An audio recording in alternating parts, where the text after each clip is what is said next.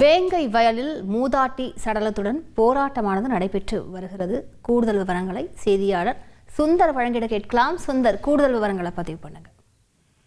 வேங்கை வயல் வழக்கில் சிபிசிஐடி போலீசாரால் தாக்கல் செய்யப்பட்டுள்ள குற்றப்பத்திரிகையில் முதல் குற்றவாளியாக முரளிராஜா, அதாவது காவலர் முரளிராஜா சேர்க்கப்பட்டுள்ளார்.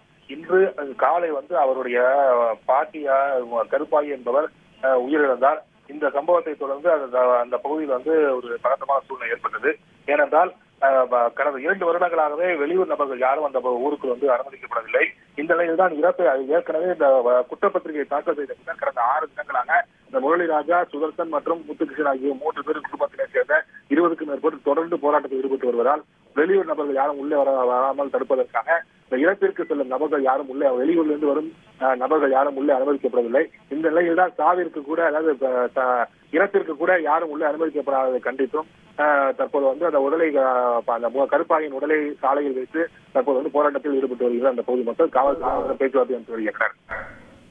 விரைவான விவரங்களுக்கு நன்றி சுந்தர். செய்திகளை உடனுக்குடன் தெரிந்து கொள்ள உடனே சப்ஸ்கிரைப் பண்ணுங்க.